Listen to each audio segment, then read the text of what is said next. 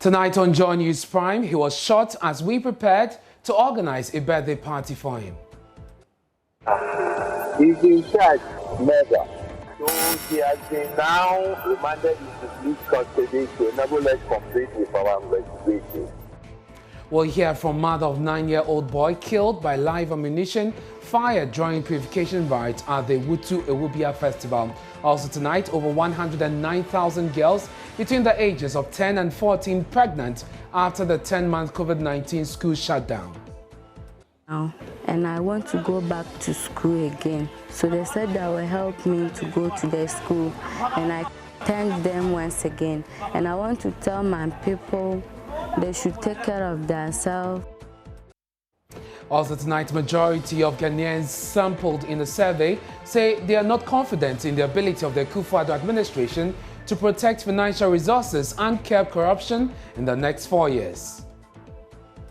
See that 62% over that's higher so far in terms of people's views about whether corruption can be kept in the next 4 years.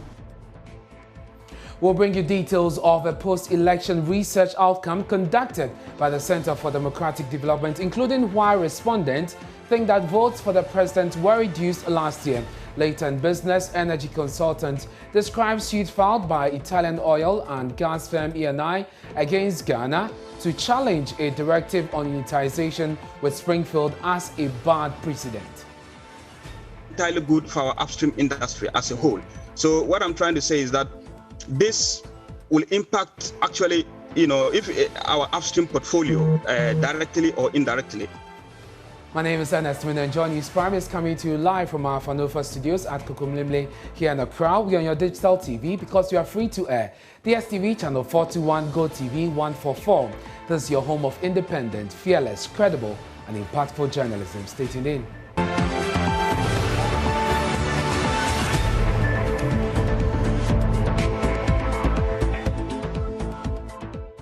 And many thanks for joining us. To our details now. And tonight there's growing concern among educationists about the sudden rise in the number of girls who return to school pregnant after the 10-month COVID-19 school shutdown. In a recent report released by the Ghana Education Service, more than 109,000 girls were found to have taken seed during the period, with nearly 3,000 of them between the ages of 10 and 14. More than 107,000 were also between the ages of 15 and 19. In the Upper West region, 694 girls ended up pregnant. Now, and I want to go back to school again. So they said that will help me to go to the school. And I thank them once again. And I want to tell my people they should take care of themselves, keep themselves well. And as I am going to the school the first time, I was in a Form 2 and I got the pregnant. So my parents didn't have money to take care of me and I got pregnant with one man. So I didn't go to school again. So life again came to help me. 4 months pregnant before I was in the school, but when I got 5 months pregnant, then I left the school. So I came back and I sit at home. Now it's 8 months now. I left school. So the boy that I had him gets pregnant, he told me that he's not the one. So finally my father accepted and he's helping me to buy everything that I will need for the hospital and the baby's things and everything that we need for the pregnancy now. So by now, as the boy she did not accept it, we are continuing and we are trying our best to convince him, but not like he wasn't even my boyfriend.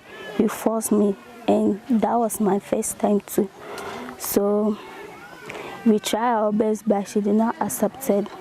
So by now I'm staying in my father's house and he's taking good care of me. Everything that I need, he will give it to me. So But now, God willing, next month, maybe either I can deliver or not by the grace of God. So those are some girls speaking to our Upper West correspondent, Rafiq Salam. These are girls who are being helped to go back to school. But I want to give you a breakdown of the figures from the 2020 data that we have. And we're sourcing this from the Ghana Health Services District Health Information Management System. And if you're looking at figures between the ages between 10 and 14 years, you have 2,865 pregnancies. And remember, this is just the year 2020. Okay, when you go to the ages between 15 and 19, you're looking at 107,023 girls getting pregnant just within the 10-month period where schools were shut down. And there's the data again from the Ghana Health Service. But we want to look at the regional breakdown for you. And of course, you're seeing right there the Ashanti region leading the chart with 17,802 cases recorded. Remember, 2020.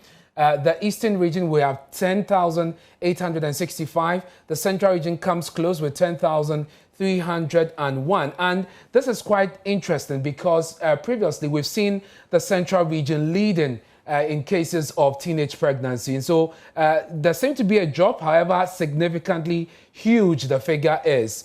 In the northern region, you have 9,249. The Greater Accra, 9,018. The western region comes up next with 8,533. The Upper East follows 6,533. The Volta region, 6,144. The Bono East, 5,741. When it comes to the Bono region, you have 4,478. Then the OT region comes up next with 3,970. Following closely is the Northeast region with 3,780. And of course, the Western North region also coming up with just a 30-point difference with 3,750. And then we have the Upper West region, 3,583. The Savannah region, 3,516. And of course, the Ahafo region, which is bottom on this chart, 2,625. And so these are the figures for the year 2020, the 10-month period within which schools were shut down. And these are figures, data from the Ghana Health Service. Let's do some more on this story. We're joined by the founder and president of Challenging Heights, James Kofi Annan. Thank you very much for your time here on Joy News Prime. Let's also speak to the Northern Sector Programs Manager for Plan International, Eric Ayaba. Gentlemen, I'm grateful for your time. Let me start with you, Mr. Annan. Your own backyard, you look at the figure and you have over 10,000 girls in the central region alone getting pregnant within 10 months. Your reaction to this? Well, thank you, and good evening to your viewers and listeners.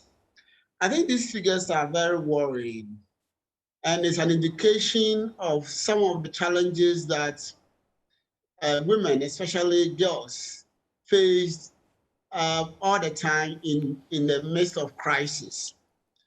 And it also speaks of the inequities in our system, when some segments of our society become so vulnerable during crisis period. But there are a number of issues that needs to be addressed here. One, we have to look at the issue from the perspective of the law. I am not a lawyer, but at least I work with the law. And I know that if a girl becomes pregnant, who is between the ages of 10 and 14, straight away, that's defilement under the law. And defilement needs to be dealt with by the DOST of the police service, so that the perpetrators of that crime would be held accountable. We need to make those people accountable for what they have done to these girls. So that's the law. Also, these children have rights, and the right to education is a right that is enshrined in the Constitution. So we cannot say because a girl got pregnant, if she wants, and I listened to your interview and I realized that one of them was very emphatic that she wants to go back to school. Yeah. But it appears that she's being denied the opportunity to go back to school. The fact that she has become pregnant does not mean that her right has been taken away from her. So I believe that the system, which is Ghana Education Service, the DOFSU, Ministry of Gender and Children's Protection Unit, they must all come together to ensure that the girl gets the education that she needs. Now, before you proceed on that, some of the girls we spoke to are actually girls that are being helped by the Ghana Education Service to get back to school. Of course, they had challenges, which were, challenges they experienced even before the GES came in, which are challenges I would want Eric Ayaba to raise for me because he has worked in the northern sector. Mr. Ayaba, you have worked in the 5 regions of the north as far as these issues are concerned. Out of that huge number, just a little below 100 are going back to school. That is certainly worrying. Yes, thank you very much and good evening to your listeners and viewers. Indeed, it is a worrying situation. Seriously worrying that at this stage where these girls should have been in school, should have been learning to ensure that their lives become better in the future, they end up getting pregnant. They end up carrying babies that they were not prepared for. They're carrying babies that sometimes they don't even know who really gave it to them. These are worrying situations. And as an organization, Plan International, working through the northern sector, we have come across this. The challenges can be multifaceted. Poverty has always been the issue that a lot of people bring up the moment you ask about why this thing happened. Because of poverty, sometimes families are not able to cater for these girls and they have to fend for themselves. Sometimes peer pressure, sometimes just their inability, their lack of knowledge or inadequate knowledge on sexual and reproductive health issues is a big, big, big issue. Some of them don't even know or they don't understand how one even gets pregnant. Girls of about 12, 13, 14, up to the teen or 18 may not sometimes surprisingly even understand how they get pregnant. It tells you clearly that the knowledge of these girls are just too below the level. So these are all some of the reasons that we have encountered. And we think that to solve this problem, we must work as a team, collectively, government agencies, civil society agencies, local organizations, and more importantly, bringing the girls themselves into the picture. We have to move away from the situation where we think that we can do everything for the girl child or adolescent child. We have to involve them, listen to them, hear them, and help them acquire the knowledge that they can use to be able to prevent or protect themselves from this particular situation. And that also speaks to the cultural challenges of some of these issues that we are faced with, especially in that part of the country where you have worked. But let me come to you, Mr. Annan. You mentioned that immediately the law must work so that perpetrators will be held to book. You're calling for the Education Ministry and, of course, the Gender Ministry to help these girls get back to school. But remember that these incidents were recorded during the 10-month shutdown of schools. Does this then raise, questions about the educational system and perhaps the need to introduce some more reforms to respond to some of these challenges? Well, I believe that you are aware that the educational system is already undergoing some reforms. That makes room to address some of the inequalities within the educational system, which is in a good direction, I would say. But our school system is such that it doesn't necessarily give room for girls to have confidence in themselves and in the school system to protect them. And when girls don't have faith in the protection mechanism when they go to school, then they see outside the school environment to be a bit more comfortable than the school environment. And I agree with Plan that we need to bring these girls into the picture. But bringing the girls into the picture, you are talking about a girl who goes to school and there's no toilet in the school. How does the girl goes to the school and even change her pad if such a girl has had menses? This is a bottleneck that needs to be addressed because the school environment does not make it safe.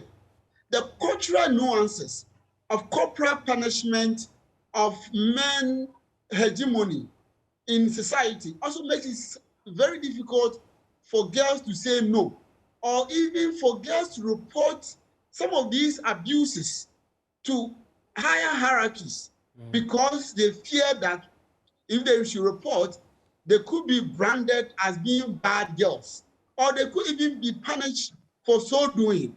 So yes, I agree. We need to bring these girls into the picture. But we also need to tackle the social and cultural situations and inequities that drives girls into the corner, making them feel powerless and unable to speak up for themselves. And as we go along, I think that in reforming the educational system, we must go along with addressing some of these challenges. It is not only about the quality of learning, teaching and learning we are thinking about, but we must also think about the quality of life of these children in school, so that they feel that they have an environment that is conducive and safe for them to learn. Mr. Annan, I'm grateful for your time. That's the president of Challenging Heights. And just in 30 seconds, Mr. Yaba, what can we expect from Plan Ghana going forward? Because you indicated that civil society must get on board, partner government to address this. In 30 seconds, what can we expect from Plan Ghana? Yes, what we can expect from Plan Ghana working together with its partners is to enhance the knowledge on sexual reproductive health. Like I said at the beginning, knowledge is very key. How do we enhance the knowledge of these girls to be able to protect themselves? Girls should be working through groups, in adolescent groups. Ghana Health Service, together with its partners, must work towards ensuring that the adolescent health corners are well equipped and have very knowledgeable and well-prepared counselors to help these girls. Great. Then we should also be using even innovative method. In our case, we have what we call music for change. People learn through music, people are entertained through music, people are informed through music. Some of these girls can come together working with their youth counterparts to create local music that really demonstrates the importance of the girl and the consequences of allowing these girls to get pregnant at the beginning. I want to thank you. Serious, innovative ways that will be able to address this challenge within the shortest possible time. Thank you very much. That's Eric Ayaba. He's the Northern Regional Manager for Plan Ghana International. Let's now talk about the Classroom Project. And this is the Multimedia Group's initiative with support from Star Ghana Foundation to construct and rehabilitate 2-week school blocks in the central and northern regions. With the Classroom Project, we are urging you to give in kind and in cash towards fixing these schools. It's been 4 years since 6 girls in kindergarten, including a 3-year-old, were killed in the central region village of Jamra. Since then, the government has managed to fix a part of that school building. But children in another school nearby are worried their building with cracks could soon fall on them. Hear their voices. I'm with Ata. We came to spend holidays at a circle, and I heard the building have killed children at Methodist school. It was very bad because the future leaders are gone. Did you know the building that collapsed? Did you see it before it collapsed? Yes. Did you ever go to the Methodist school? Yes. You went there and you saw that building. So when you compare that building and the one that you are studying in, what's the similarities or difference? This is better than the one that collapsed. We are lucky that it hasn't collapsed. We thank God for that. And that building was disgusting, but this is disgusting. And how does that make you feel? I feel very bad because if the building collapsed, I did not know how it will kill us, but I pray to God nothing will happen like that. My name is Esther Ekuma. I'm 15 years. I wanted to school here because of the building, and when I was at Accra, I heard that Methodist school, school building has collapsed. So I don't wanted to stay here at all because of the building. So I wanted to go to Asiwa, but my mother was coming here, so I had to come with her. The class is hit. Desks are small. The desks are small. The classroom is small. Everything is. The issue that happened in Methodist school, and you look at this building and see that it looks like the same thing. I always look west than even theirs. I always look west cry. So you have to help us. When you say yours looks west, what do you mean? I mean, it's like I always have crackers, potholes inside, many things. That's the wooden are like weak, something weak. So ours are worse than theirs. Ours are old than theirs and something like that. So how does that make you feel? Not only I, we all feel afraid. We all feel afraid inside when learning.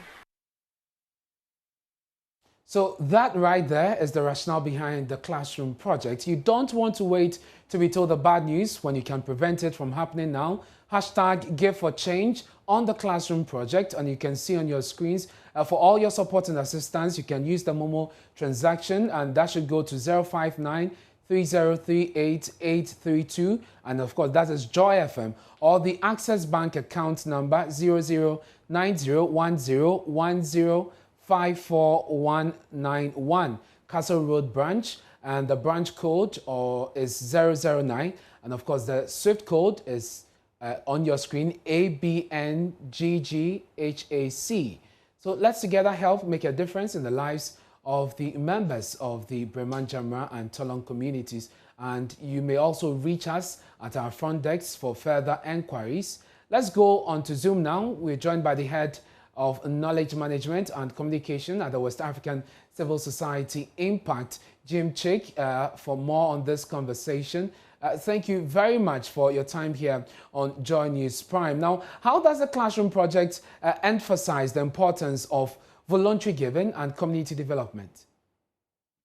The Classroom Project is really, by the way, good evening to all our listeners. And just to say, it's the West Africa Civil Society Institute. The Classroom Project is a very timely initiative and a very laudable one. And thanks to Joy News for taking up such a great initiative. And this is quite important because, you know, in a society like Ghana, there is evidence that we, the Ghanaian people, we love to give. We love to support initiatives that can help alleviate others from poverty, that can help to enhance the living condition, and why not provide access to healthcare, to education, as well as access to education to our comrades, our compatriots. And so the Classroom Project is really a very timely project, one that really comes to respond to a critical need. You know, you've selected two communities at this time, but if you look across the 16 regions of the country, I can assure you that there are many more communities with these challenges. And so it's important that we start from somewhere. And so this Classroom Project, which is, I would call it Classroom Project 2021, you know, is really something very laudable, and it's something that all of us should join our hands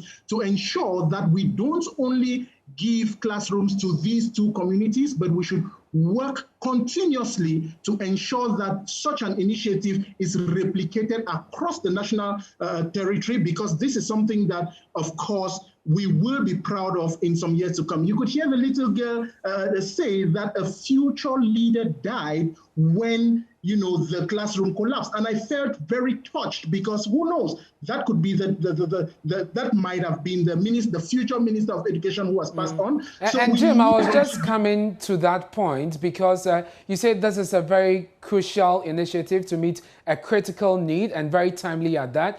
You are in the civil society space. Help us understand the impact of such projects. We are building the classrooms, but I guess there's more to just building the physical structure.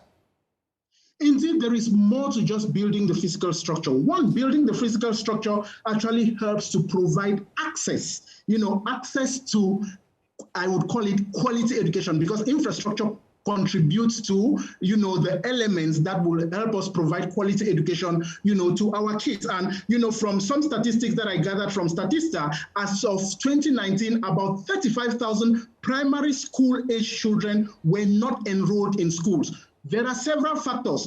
Some of them could be that these pupils or these children are afraid to go to classrooms that put them at risk.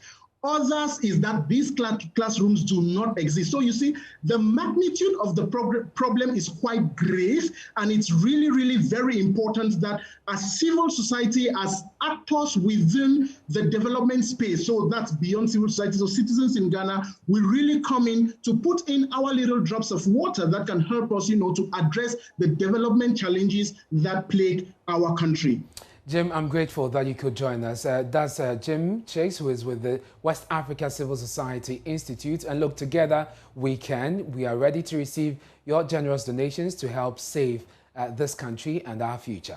A significant number of Ghanaians sampled in a survey say they are not confident in government ability to fulfill key campaign promises, as well as deal with governance issues like curbing corruption and protecting the nation's financial resources. The respondents of a CDD survey expressed low confidence in government ability to expand the One District, One Factory initiative and curb corruption. The governing NPP is already blaming what it describes as lots of propaganda in the system, fueling such low confidence levels as against the reality on the ground. But the opposition NDC agrees with the survey. There's more in the following report. Ghanaians were randomly sampled from all regions of the country between May and June 2021. The respondents expressed mixed reactions on government's ability to follow through with the free SHS program and other policies. Oh yes, but the majority expressed lack of confidence in government's ability to expand the $1 million per constituency initiative. That's a whooping 61% are saying that they don't think that the $1 million per dollar constituency initiative will be fulfilled. So in view of all this, what are the priorities that citizens are expecting government to pay attention to? As in many of our surveys, except the pre-election survey that we conducted last year, unemployment has topped that list again. The issue of corruption also received low confidence responses. So again, you can see that 62% over that's the highest so far in terms of people's views about whether corruption can be kept in the next 4 years. Again, still on the government's confidence in the ability of the government to consolidate and expand policy initiatives. We see that there's an equal split of respondents in their confidence in the government's ability to consolidate the gains in the planting, rearing for food and job program. The governing NPP says the responses don't necessarily reflect the reality on the ground. What's the meaning of the say? That means, was it the say that people thought that we're in the same track of attacking corruption? And if you add the yellow to it, then we are way above the 50-something. So they should have explained to us the meaning of the ash color, which they denoted as say. Of course, if you look at the hula baloo people are talking about, and you look at the survey results, you will be amazed. I mean, look at what people are saying. It means that there's so much propaganda than the actual work that's going on. That's the way I see from the results. And we must look at actuals than propaganda. The NDC disagrees. We've always said that, and I don't want to get, but we feel there's a culture of impunity when it comes to government officials. And the more that happens day in, day out, the more issues occur. When violence occurs during elections, people have behaved in a certain way and no actions are taken, then how would Ghanaians feel confident that corruption will be dealt with? So I think it goes without saying. And don't forget, things have happened even since, which were not captured in this survey. So to be interesting, I mean, that is one aspect of the survey which should not surprise any Ghanaians, and it should be a wake-up call for the government. CDD Ghana hopes the findings will influence policy decisions and citizens' engagement going forward. Still to come here on Joy News Prime, he was shot as we prepared to organize a birthday party for him. Yeah, he's in charge, mega. So he has been now remanded into police custody to enable us complete with our investigation. We hear from mother of a 9-year-old boy killed by live ammunition fired during the purification rite at Ewutu Ewubia Festival, and the police and latent business energy consultant describes suit filed by Thailand oil and gas firm ENI against Ghana to challenge a directive on unitization with Springfield as a bad precedent. Not entirely good for our upstream industry as a whole. So what I'm trying to say is that this will impact actually, if our upstream portfolio directly or indirectly. Welcome to Business. I'm Charles Ait. A bad precedent to the viability of Ghana's upstream sector. That's how energy consultant Yusuf Sulemana has described the suit filed by Italian oil and gas firm ENI against government of Ghana at the International Tribunal in London. ENI is challenging a directive by the Energy Ministry asking them to initiate Sankofa offshore oil fields and Edubia oil block operated by Springfield EMP, a wholly Ghanaian-owned company. Speaking on the marketplace, Dr. Yusuf Sulemana outlined the repercussions of the suit. That sometimes can be compelled to happen, in international jurisdiction. However, it is always better and, and more reasonable that unitization is done, voluntarily, especially by the agreed parties. Because what normally happens is that you need to share data. And once you are not unitizing and it is not in peaceful way, that means that data sharing is going to be difficult. So I see two impacts. Number one, ENI, whenever somebody has an upstream player has court issues pending, it is always a diversionary, a diversionary activity that can impact, your way of flow and other things. You remember when Talo had the issue with, Nigeria, Cote d'Ivoire, how it impacted the production. Upstream player, he has to stay focused, to the extent that they have to have, another mind to be thinking about court issues, whether they are going to win or they are not going to win. It is not entirely good for our upstream industry as a whole. So what I'm trying to say is that this will impact actually, if our upstream portfolio directly or indirectly. The direct impact that I see is the fact that, we are living in an era where we have capital discipline. And then I was thinking that we will have a way of encouraging our existing players to still stay in the industry. And so to the extent that this is now going tribunal, this is now going international, I think it's not it's not a positive development. But ENI has legal right. It is within their legal remit to seek redress, in the international tribunal. It's going to be very difficult, going forward, and we'll see how it pans out as we go forward. Dr. Matthew Opoku-Prempeh says government fully backs decision by the Ghana National Petroleum Corporation to acquire 70% stake in the South Deepwater Tunnel operated by AGM Petroleum Ghana Limited and the 37% stake in the Deepwater Tunnel Cape 3 Point operated by Aker Energy Ghana Limited. Some civil society groups have raised issues about the acquisitions, describing them as not in the interest of the country. According to the CSOs, the deal threatens the country's economy and fiscal outlook. But swearing in the newly constituted board of the GNPC, the energy minister said government has a deliberate plan to grow and develop Exploco, a wing of the corporation to participate fully in the oil and gas industry, hence its decision. Another area that we think Ghana can benefit is Ghanaian companies operating in our fields. And one such Ghanaian company that this government wants to support, to grow, to get well established and play a leading role is Exploco. Exploco, that is the baby of GNPC, must be seen to be playing a role, especially in this era of energy transition. We cannot afford a situation where Ghana will have all this wealth that God showed us at our 50th anniversary, or God revealed to us at our 50th anniversary, lying there unutilized, and Ghanaians are still wallowing in energy lack of energy access, and poverty.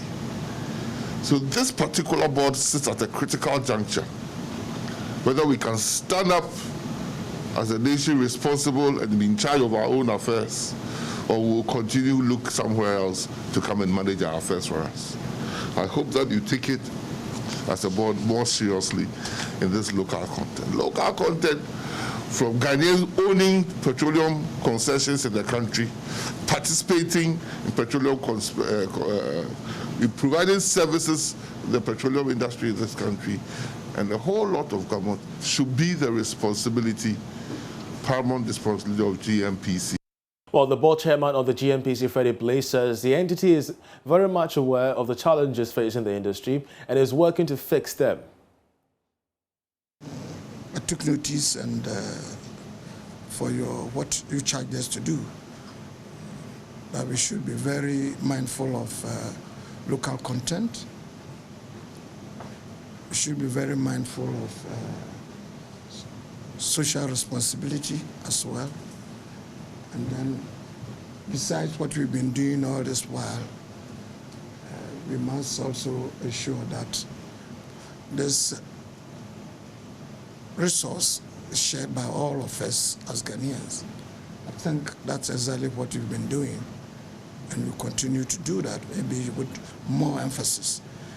And, importantly, you did charge us that we should also look at onshore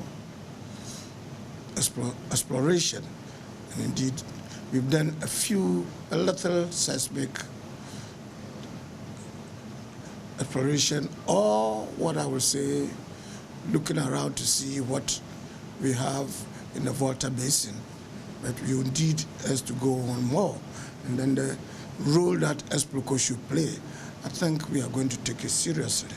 And that'll be all for business for this segment. We have sports coming up. Do stay. Thanks for staying with us here on Joy News Prime Time to bring you sport. I am Hans Mensah, and our board member of Accra Hearts of Folk, Dr. Nyaho Tamaklo, has launched a skating attack on the Ghana Football Association for presenting low-quality medals to the Phobians after they won the Ghana Premier League and the FA Cup last season. Hearts of Oak board member Dr. Nyaho Tamaklo is unhappy with the Ghana Football Association for awarding low-quality medals to the Phobians after the big feat of winning the Ghana Premier League and the FA Cup last season. Pictures of the medals awarded to the players and technical team members of Accra Hearts of Oak was met with serious criticism by football fans on social media, with many insisting that the Ghana FA could have done a better job of appreciating the work of the Phobians all season. Dr. Nyaho Tamaklo, in an exclusive interview with Joy Sports' George Addo Jr., expressed his displeasure at the medals that were awarded to the Ghana Premier League giants. We as a club have not at all in any way complained or said anything. But the FA, as a leadership, the FA has been there for years. I mean, years, over 60 years now, if I've said so. And there have been progress all along, you know. They are there now, they see the best in the world being done. And I don't think there's a need for anyone to put pressure on them, you know, to better, you know, their positions and also better the positions of the clubs, because this sort of third class, you know, cups and whatnot, you know, it's unacceptable now. It's unacceptable. Look at the sort of medals the boys had. I mean, it's unacceptable. So I believe strongly their own leadership should look into it and know that the world is changing. Everybody is now well informed, and television is everywhere in the world. People are watching what happens, particularly in this Ghana, since we are a football country. And they should improve these things. They have the money there, you know, so I don't see where their problem is. This sort of third-class cups and badges or whatever they give to the boys, I think it's time they put a stop to it and get something up to world standards. And tonight we bring you the transfer countdown show here on Joy News. And ahead of that, Heart of Folk news signing Gladson Awako has revealed to my colleague George Addo Jr. why he chose to sign for the Continental Club Masters.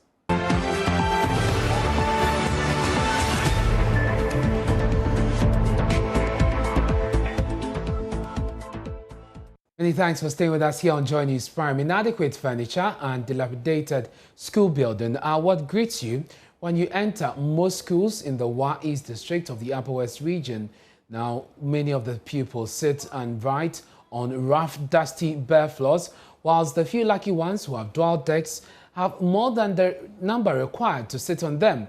Joy News' Upper West regional correspondent Rafiq Salam, who visited the Qatar and Bayeri primary schools, reports that the situation in the school paints a picture of how widespread the issue of inadequate furniture is affecting academic work.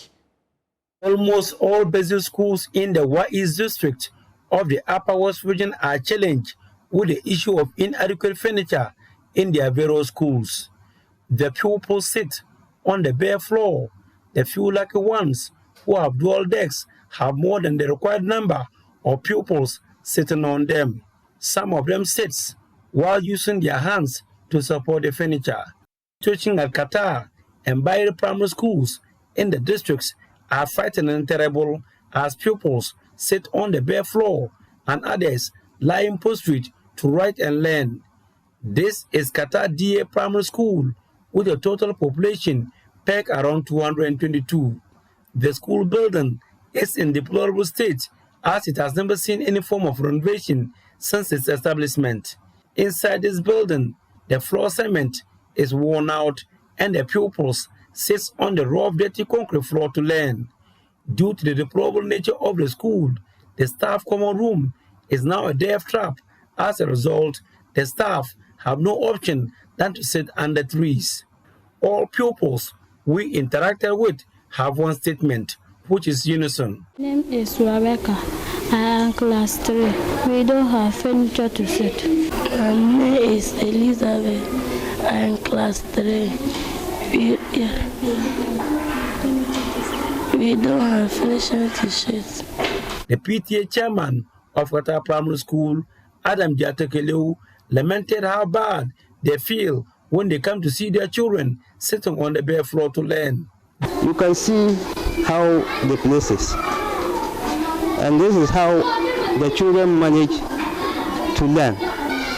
We all know about, as you say, social distancing. You can see that if one child have COVID here, it will spread to all the children. The situation is no different at Bayeri Primary School, as we met the teachers sitting under trees and the pupils squatted, bent on their books to write using the bare floor as their table. Some parts of the school building have gaping holes, and as a result of that, some of the doors are detached from the walls. Simply put, it is more of a death trap than a structure for learning. The only thing these pupils could utter and ask for is give us furniture to learn. The lack of furniture at the school, according to a member of the Bayeri Primary School Management Committee, Dr. Idrisu, has contributed largely to many of the pupils absenting themselves from the school, which goes on to affect the school's enrollment. Okay, as you can see, look at the time you people arrive here. Now you realize that all our children, they have run back to the house. Due to what? Because we see when the child dressed night from the house, coming to the school, realize that there's no any chair for the person to sit down. The person feel like going back to the house, doing other things than to come and waste his time and sit here. So, and we are thinking that like we have these furnitures and other things, it will help a lot. And then that even encourages students to come to school. The situation at the two schools paints a mental picture of how widespread pupils in the Wa East district struggles lying on the rough, dirty, bare floor in search of education. 2021 budget, we have factored in procurement of furniture. I think we have allocated something for the procurement of furniture to the schools. I know the problem cannot be solved at a go because actually we have run short of furniture in the schools. But as we continue to be producing and supplying to the schools, with time, I think the schools will all be okay with the furniture, and then all the children will have sitting and writing places in our various schools across. Reporting for Joy News, Rafiq Salam, Bayeri. The suspect in the killing of a 9-year-old during the Ewutu Ewubia festival has been remanded to police custody with a provisional charge of murder. Michael Dako died when a live ammunition fired during the purification rites accidentally hit him. Deputy Regional Commander for Central East, Odro Amenin, tells Joy News the Ofankor Magistrate Court granted their request in order to help them continue with investigations. Yeah. He's in charge murder. He was sent to Ofankor Magistrate Court this morning and was reminded to reappear on 29th of September. So he has been now remanded into police custody to enable us complete with our investigation. That is the provisional charge. You know, when cases of this nature happens and someone dies, it is provisional charge we gave you. Then, during the investigations, whatever will unravel, if the charge will be seen, fine. If it still continues, that's all. By all means, whatever will come out from the investigations, you will bring it out for everybody to hear. Well, mother of the 9-year-old, Hannah Edu, has meanwhile revealed her son was shot dead on his birthday. She said she ordered a cake to organize a birthday party for him when the tragedy occurred. The traumatized mother has been speaking to Adom News on how she heard the news of her son's death. I was chatting with one of the guys around. Then we heard a loud noise and the sound of a gunshot. I saw one of my brothers rushing towards us. He told me my son had been shot. In fact, I started running towards the scene, but fell down.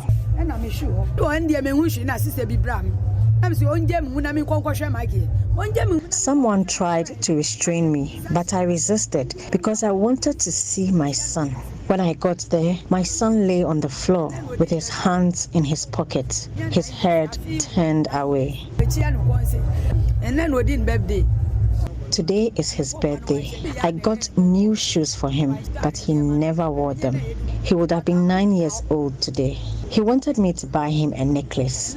I bought that one too for him, but he's yet to wear it.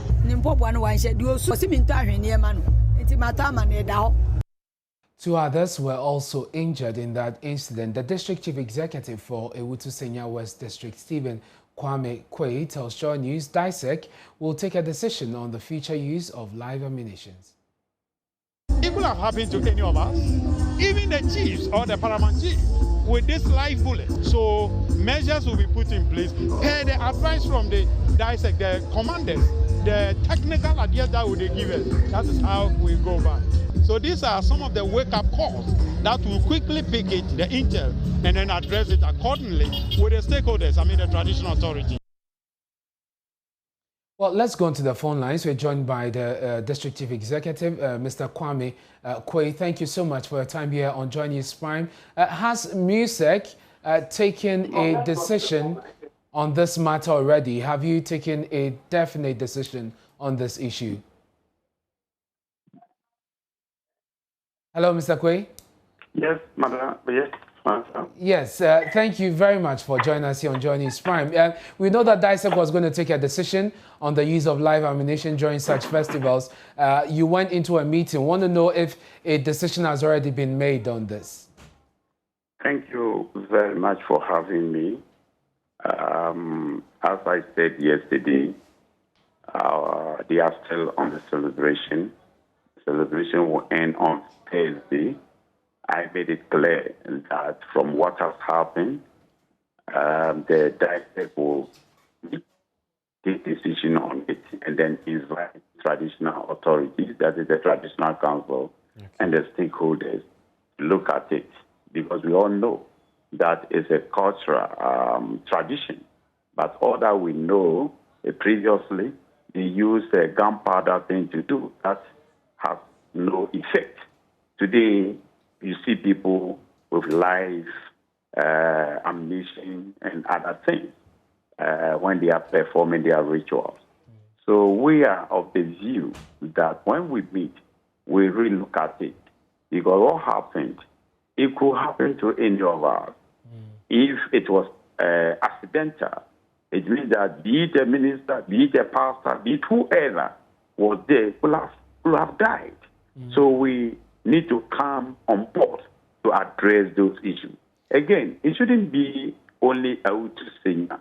It should be a national issue because all these things have, these on their performing their festivals, a lot of things happen. So the whole country should look at it. I want to start from a Hutu singer. When you say it shouldn't be just an issue limited to a Hutu singer and that it should be a national issue, are you looking at escalating it to the level of the Interior Minister for some national policy or directive on this? Of course. You know, BNIs are on the ground. The police commanders are also there. And when we are to take a decision, a hard decision, it will go to the respect Regional Security Council as well, and then it will travel to the National Security.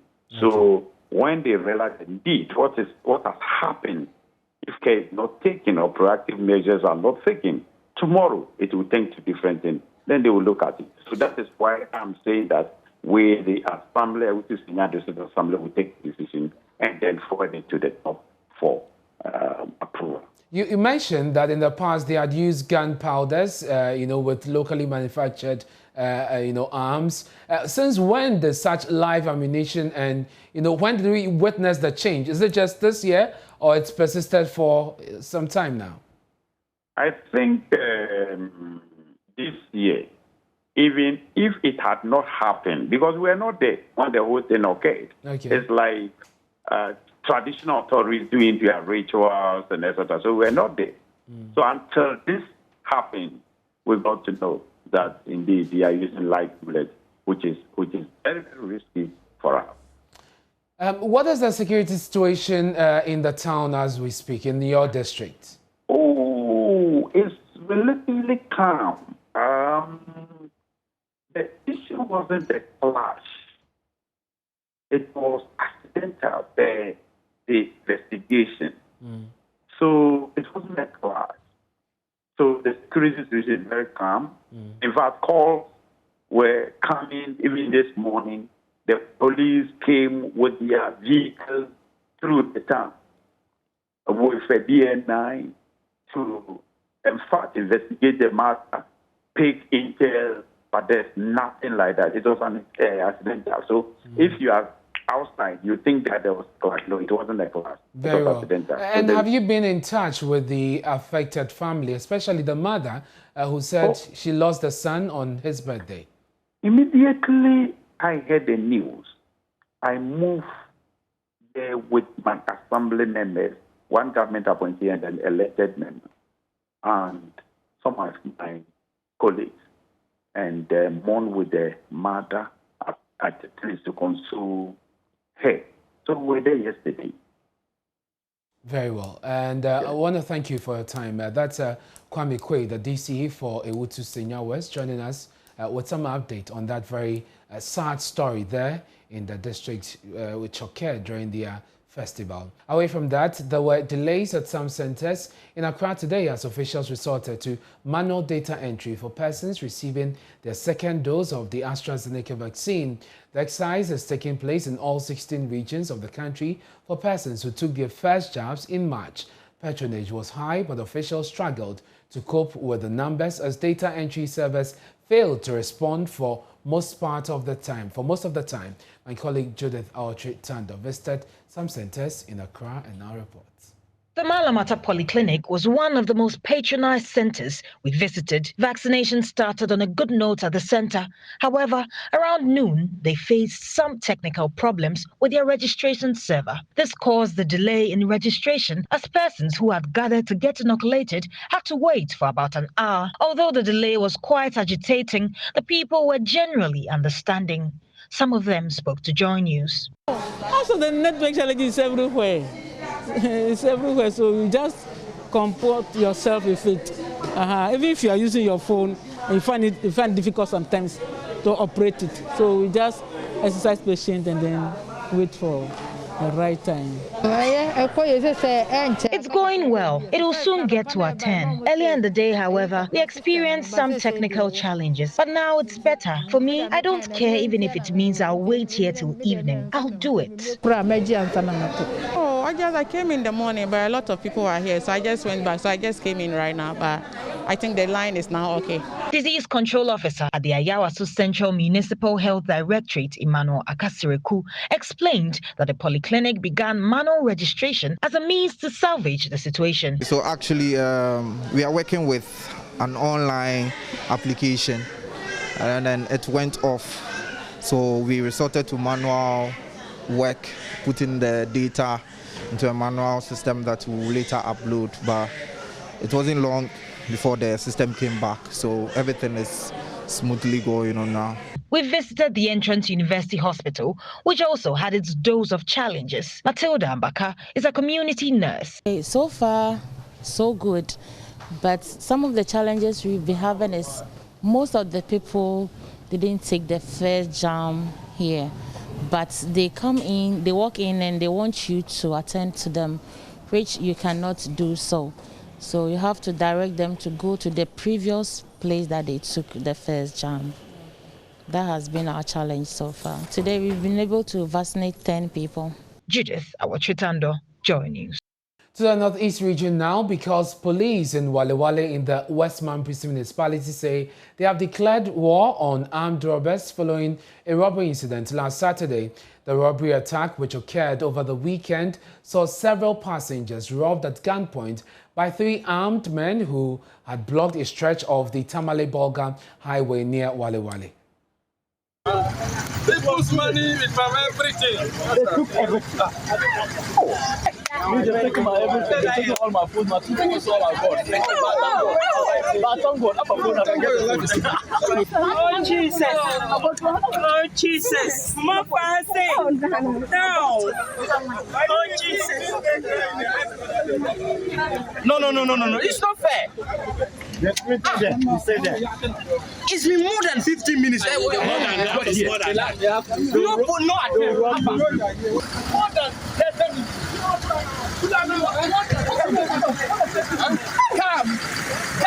They were Fulani people. Now, the police, Municipal Police Commander DSP Cosmos Awe says the police has raided several nomadic herdsmen communities along the highway in search of suspects. They must rise up to help us because this thing is happening within the community here. You see, so when they don't volunteer information, it will be difficult. But we are doing our best, and we are coming out to fight them. We are waging a war against them from now, so it's not going to be easy. Okay. We will do our best, because we are picking information that these people trailed them from Bolga. They were trailing somebody in particular. It's not that it's a team that operated in Walwale, because that has happened in Walwale. They monitored a businessman who was coming to buy building materials and came and collected the money from him. So they are from his own place, because they know that he's carrying money and they followed him here to take the money. This is what we are gathering. That was their target. So once it has happened, we are going to strategize and we'll fight. Residents of Wusuta in the Volta region are demanding an increase in security in the area. They claim nomadic herdsmen have destroyed their farms, forcing them to purchase food produce from other regions.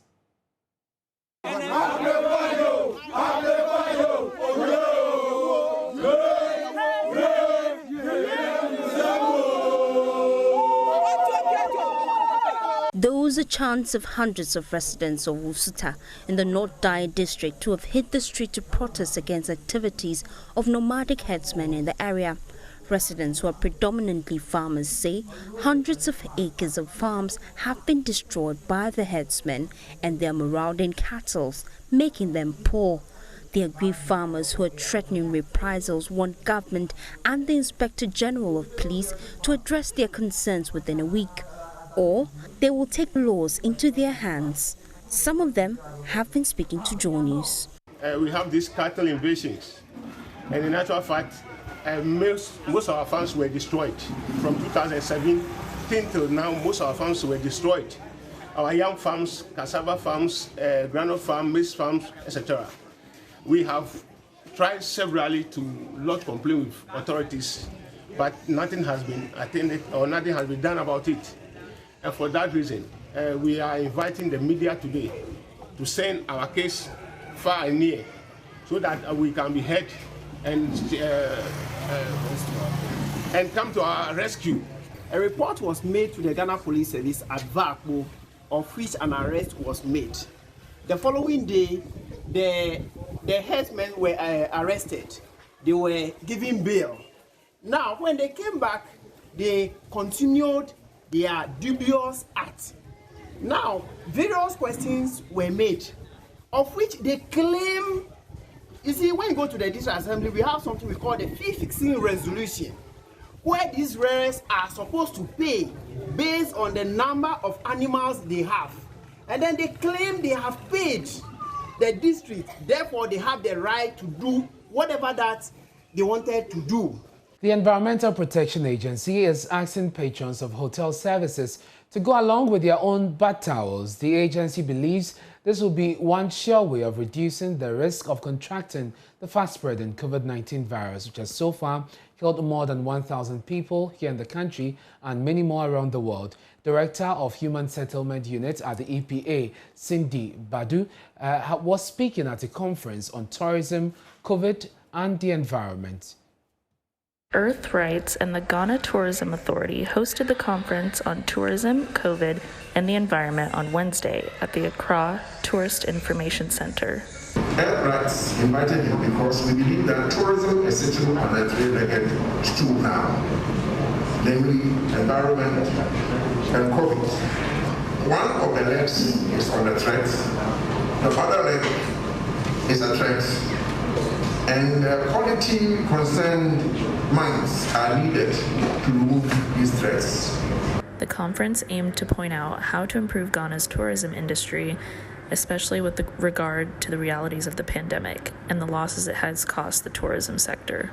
Tourism is the face of service, and tourism is the thing to help all of us. The conference highlighted issues with training in the hospitality industry and discussed how to improve Ghanaian service standards in order to attract more tourists. The person should incentivize that service, and that's what we're looking at the person. You know, don't take somebody who doesn't like to smile at the reception. The person must be bubbling. Hello, can I help you? You know, that's what we are looking at. But the lack of hospitality training isn't the only issue in the tourist industry today. The disruptive and devastating effect of COVID-19 pandemic, especially in the tourism and hospitality industry, is well known and highly visible with its socio-economic and developmental effects. Obviously, you have to go through all these travel advisory processes and then restrictions vis-a-vis COVID tests on arrival, quarantines. Fortunately, in Ghana, even though we have a very rigorous system in place, way of screening tourist arrivals, we still have to go through certain protocols.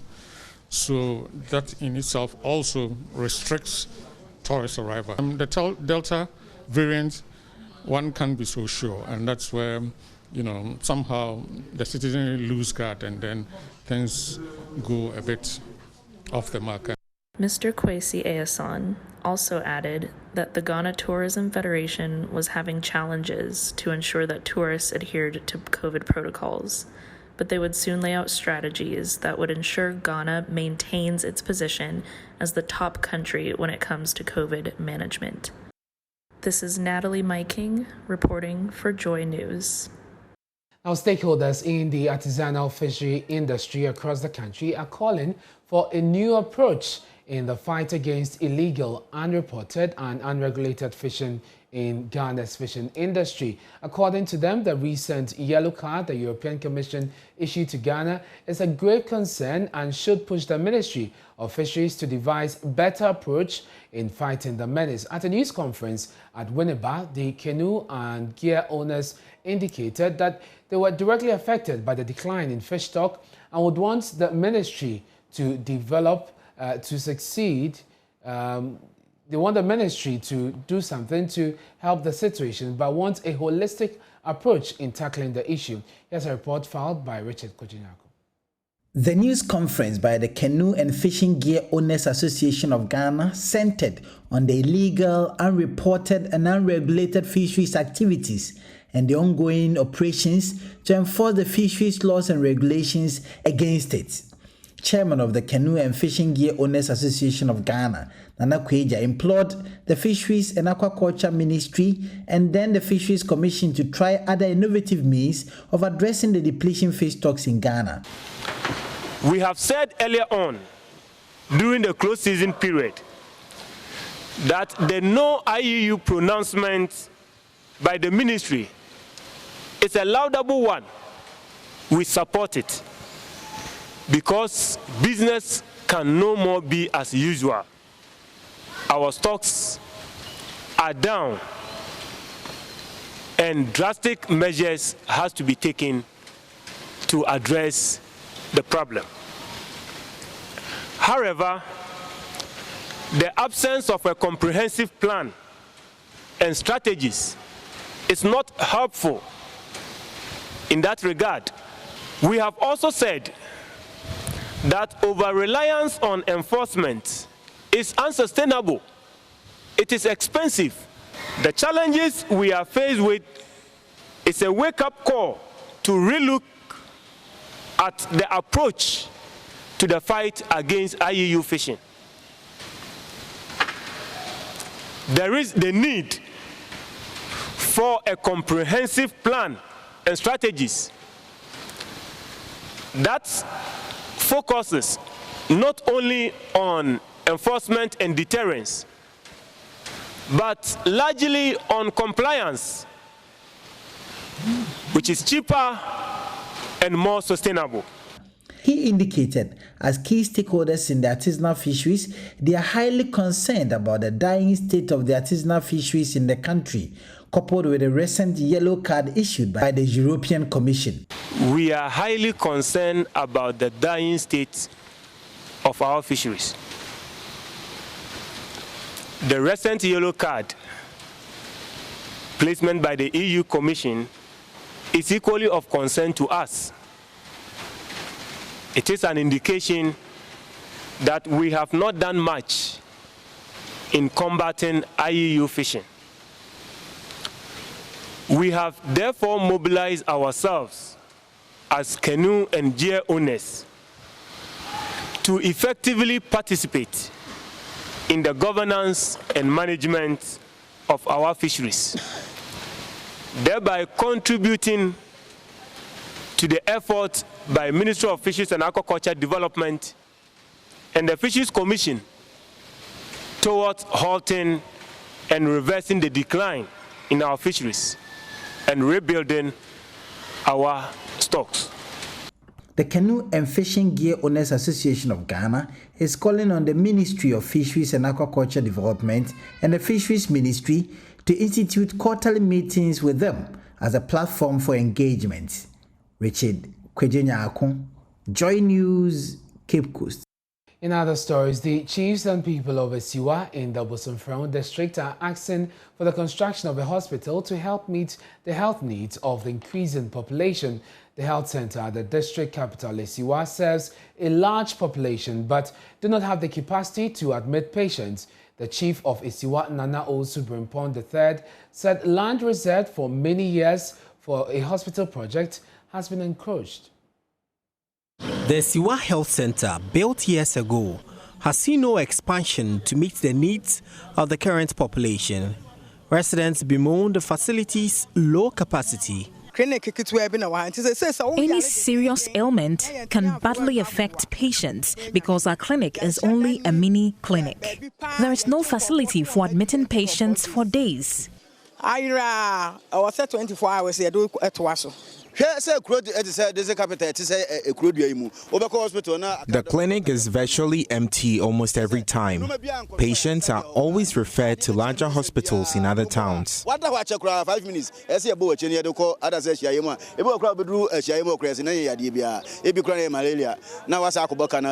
In anticipation of a hospital project, the traditional council has set aside a vast land with documentation to the Bosomfrao District Assembly. Nana Osubrimpon is unhappy with the state of the land. Over 30 years. Now, a land has been allotted for the construction of the hospital years ago, but the district assembly has made no efforts towards constructing it.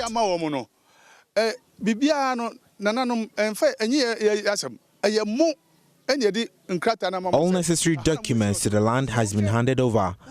How do we stop persons who start building on the land? Confusion. Now, Manswaba, now the hospital na be raise you afro. What we say? Hospital here they amended that. As assassin. Enti no what's all day. Obi able profile no kwasi okra me stop no. The chief called on President Akufo-Addo to start the construction of the hospital project.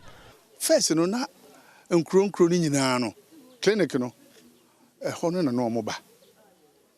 But for the past 4 years, the clinic here used to be a center for healthcare for all surrounding towns. For the past 4 years, it hasn't been so. Women in labor suffer a lot. We appeal to the president himself to step in. I was one of a taxi near the Quaiva. Kono, the Buapa Equamuna driver or Jago. What is it? But say, Yapa, Munina, and Beboa. The district chief executive would not respond to the concerns.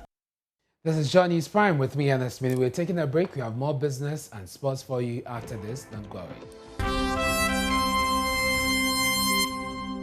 Yeah, welcome to Business. A research and development economist based in Nigeria, Gospel Obele, is calling for a unified regulatory mechanism for cryptocurrency trading.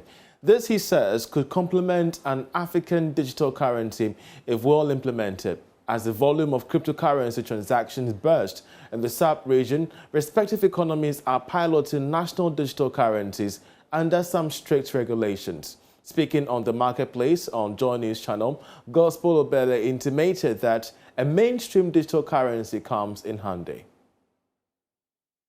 Build a level of singular markets, all right, when it comes to digital currency use and trade across borders.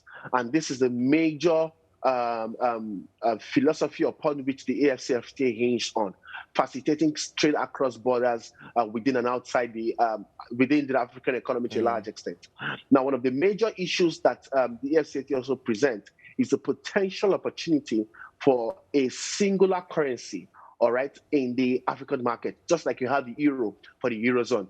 And we all know that because of the different developmental stages of financial markets in different African countries, that may be impossible in the short term and very much more difficult even in the long term. So technically, the idea of crypto or e-currency can become a reasonable alternative, all right, to reaching that level of synchronization, sort of, all right, to facilitate trade activities across borders. But we now need to agree, because every country in this context is trying to introduce their own e-currency. Exactly. All right. And on the alternative, crypto has positioned as singular currency. So we need to agree on what dynamics we want to go with when it comes to e-currency management and e-currency economy. Not forgetting that the SMEs who will be involved, the businesses and players who will be involved in the AFCFTA need to be onboarded correctly in terms of digitalization of that economy. Where do we see the prospect of cryptocurrency within the African perspective, especially when we are lagging behind with regulation and a clear appreciation of the technicalities regarding the value chain of this blockchain technology? Where do we see the prospect? Cryptocurrency is here to stay. Quite honestly, the prospects are low because central banks are now taking active steps to develop their own home market e-currencies. And we also need to state here clearly that the fact that you now have an e-currency does not take out the fact that the productive base of the economy is not yet informed, all right, informed enough to determine the value of that currency. Take, for instance, the e-naira does not necessarily mean that the naira appreciates because there's not an e-naira option, all right? So we need to still go back to the structural fundamentals. And the leakages as a result of this indiscipline or lack of fixing the structural deficit is what has led to the growth of alternative currencies like crypto, all right? So it's basically trying to do the dirty work, in quotes, of understanding the market enough to incorporate it within the context of the e-currency revolution.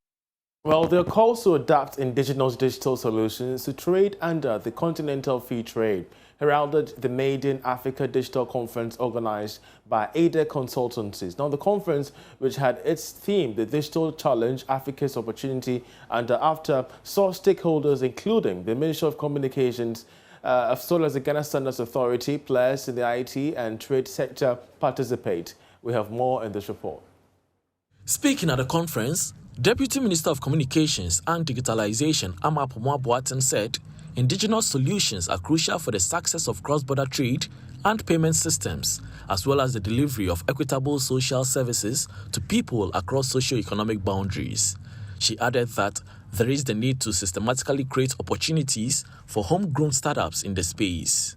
We have to establish strategic alliances within the trade zone in order not to fail to take full advantage of these opportunities. I believe that if governments can support a vibrant computer hardware manufacturer in one country to supply various schools across the continent while reciprocating the support to other competitively advantaged companies and sister countries in other areas of expertise, there will be an increase in the scale upon which these companies can viably establish or cement their operations. For his part, Director General at the Ghana Standards Authority, Professor Alex Dodu, highlighted the need to approach AFCFTA-related solutions with a global outlook. Just shift the medicine by 0.1 milligram and a patient is injured. I think within Africa and definitely within Ghana, we like to be flexible. At least without precision, our development will be hampered. I know people say, oh, it's made in Ghana, let's take it there. If we are not that precise, we cannot compete. I mean, we buy Japanese because Japanese is clear, is simple, is direct. I think made in Ghana can be very precise and can be good quality as well. Mayor of Accra, Mohammed Ejeisowa, revealed that his outfit is contributing its quota to digital trade under the pact through the Accra app, which he described as a one-stop shop for citizen engagement on public services. Other speakers, including renowned computer scientist Professor Nina Kukweno, Head of Regulation at the National Information Technology Agency, Kwame Ba Echamfo, and Dean of the University of Ghana Business School, Professor Justice Baoli, shared thoughts on what steps their respective institutions are taking to prepare for a digital-first trade zone. Now, the Bank of Ghana has indicated it will not hesitate to roll out tougher sanctions against recalcitrant banks and financial institutions caught in fraud-related activity. It's coming after a recent Bank of Ghana report shows an increase in fraud-related activity, as well as various increase from 115 to 1 billion cedis. The report shows that more than half of bank staff aided in these fraudulent activities. They're, however, concerned not much has been done to serve as a deterrent to others. Dr. Joseph France is Head of Financial Stability at the Central Bank. Focus is that all the chains, the value chain of the providers, service providers, as against the fraudsters, must be tight. So there won't be any weak link in that value chain, and that is the essence, and that is what we are focusing on to get the value chain have one goal congruence, and also watertight niche. Yeah. But away from the publication of the report, again, are we going to see BOG move on to take sudden actions against the recalcitrant financial institutions that you will see that it's still picking up in terms of these fraud cases? Because some are saying that it appears that even though this report has come out consistently, we've seen certain areas picking up. The Bank of Ghana certainly, regulates the system and then ensures that the right things are done. So institutions that do not obviously do the right things are sanctioned by the Bank of Ghana. The Bank of Ghana sanctions the institutions as we speak. We don't wait for this report we sanction the institutions over and over when certain infractions come up. So yes, of course, we do sanction institutions as they fall foul. Penalty units and financial sanctions. Are we going to see a situation where we move, because some are saying that some of these banks are quite strong financially, that those penalty units might do little to shake them, if I should use that expression? No, pecuniary sanctions are not, most of the banks do not really even value the pecuniary sanctions. They look at whether they have been sanctioned, even if it's a warning letter. They look at, have we been warned, have we been sanctioned? Then they value it in terms of reputational damage that the institution might have. Can you imagine if we had put names of institutions on this report, the reputational damage that they could have? So when you are sanctioned, and of course you are sanctioned and the central bank tells you that when you are sanctioned in your financial statements, put there that you have been sanctioned by the central bank. And that's what happens. If you look at the financial statements of banks, there is a portion for whether the institution has been sanctioned or not. So of course, somebody like you will want to find out why were they sanctioned, and that alone is what the banks will want to avoid, and not necessarily how much I paid for being sanctioned. And as we speak right now, is that being enforced by these financial institutions and banks? If your department recommends that Georgia Bank should be sanctioned, am I supposed to capture that in my financial statement? Of course, yes. You look at the financial statements, both the audited and unaudited. There's a portion whether an institution has been sanctioned. If nothing is there, then the institution has not been sanctioned. But if the institution has been sanctioned for one infraction or the other, that is there. And all the reports come to us. The financial statements, we see them. So if an institution has been sanctioned, yes, we cross-check. Are we going to move to a situation where maybe we name and shame? And I know one of your department's core responsibilities to ensure that the system is quite safe and sound. But will we get to a situation where you, the regulator, would not hesitate to name and shame? And if that also, moving on, maybe possible license withdrawal? Well, we are above even the regulator. This is where you, the institution, will have to write your own will by telling the public that I've been sanctioned by the central bank. It's even more than the central bank putting your name out there. You are telling the public that I have been sanctioned by the central bank. What is more punitive than you yourself reporting yourself? So that is where the world is going to, and that is what they are doing. And we'll continue to do that. We'll continue to enforce that directive. Would you look at the option of possible name and shame as well? Well, once an institution has named itself and shamed itself, why should I come and tell the public again? We ensure that the institution themselves will tell the public that, yes, we have been sanctioned. And that is enough as far as we are concerned. That is even more punitive than the central bank coming to name one institution or the other.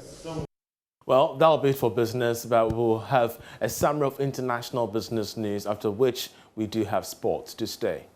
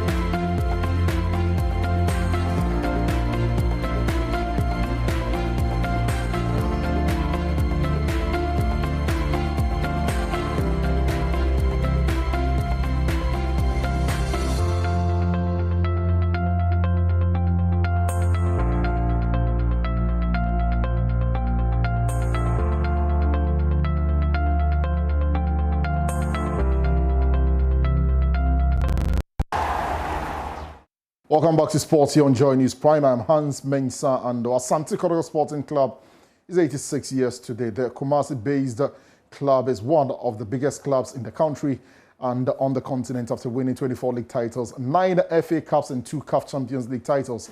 Herbert Mensah, who was the CEO of the club between 1999 and 2003, has been speaking to Joy Sports and has been wishing the club well in its future endeavours. So there's a reason to smile when you think at Kotoko's greatness. The thing with sports is that you lose today, you win tomorrow. The thing with sports is that you have a great time yesterday and then today is not so great. If you love the club, if you love the sport, if you understand where it started from, in the case of Kumasi Asante Kotoko back in 1935, then you have something to hold on to. I say happy birthday. There have been so many great moments in Kotoko's history, and it means different things to different people.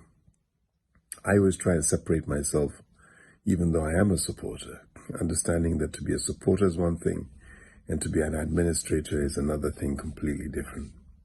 The two can converge, but you need to be motivated. You may have your philosophy, you may have your idea as to how Kotoko can reach its greatness again, but it must also be born out of history, what you remember, who drove you. In my time, there were 2 or 3 people in particular who always served to remind me. The players, we had too many great players.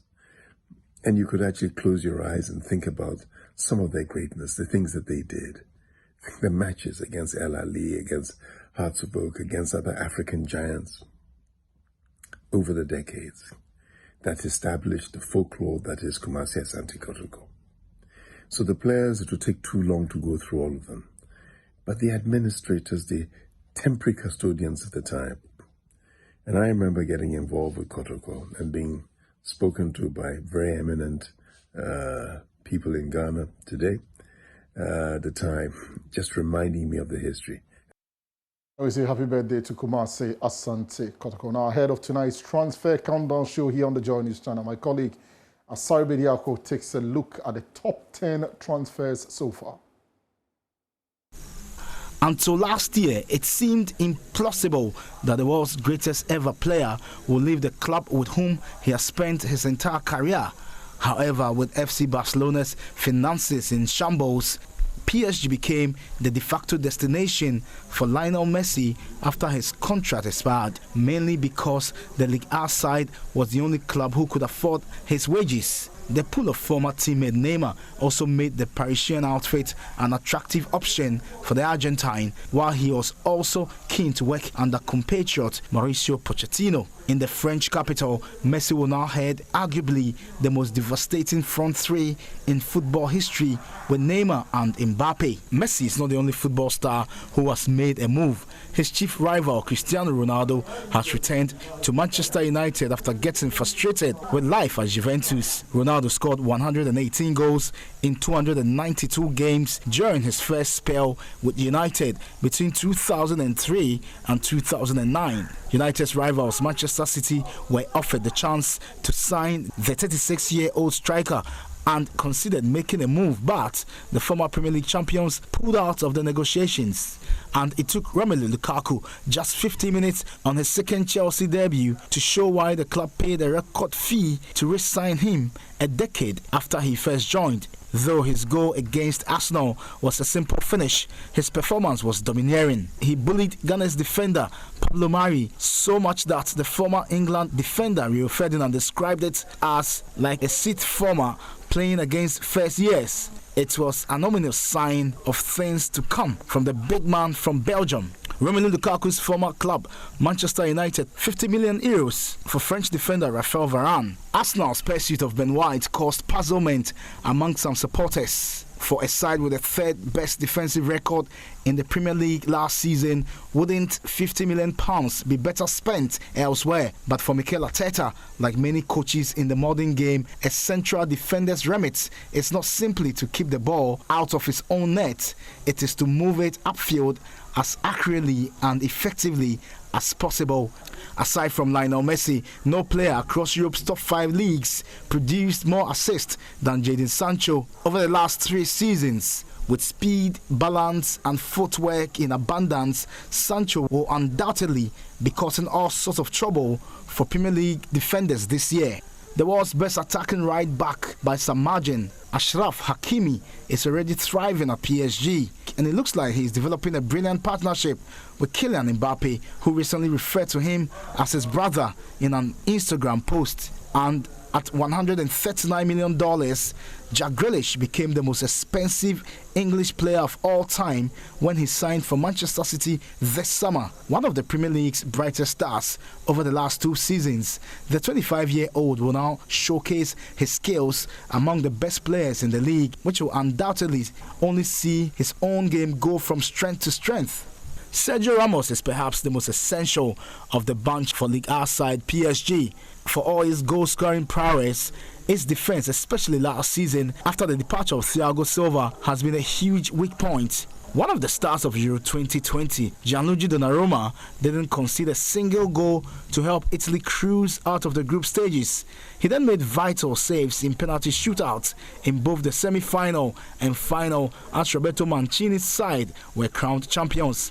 With his contract at boyhood club Milan ending in June, PSG acted quickest to tie down the 22-year-old to a 5-year contract. And do join us at 9 p.m. as we bring you Deadline Day. Already some moves being made. Antoine Griezmann is set for a shock Deadline Day return to Atletico Madrid. More on that later on the Deadline Day show here on the Joy News channel. For now, that's it for sports. You can read more at myjoyonline.com/sports. We have more stories on myjoyonline.com.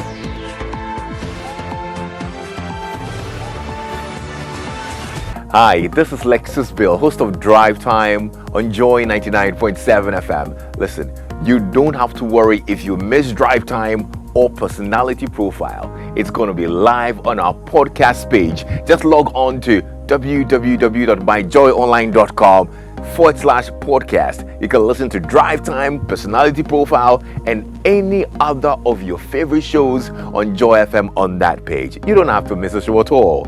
Joy 99.7 FM, radio for discerning listeners.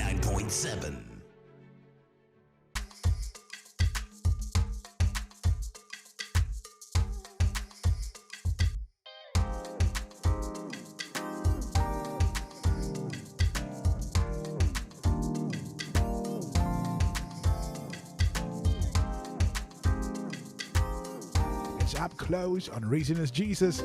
My name is Fifi Folsom, the Christocentric.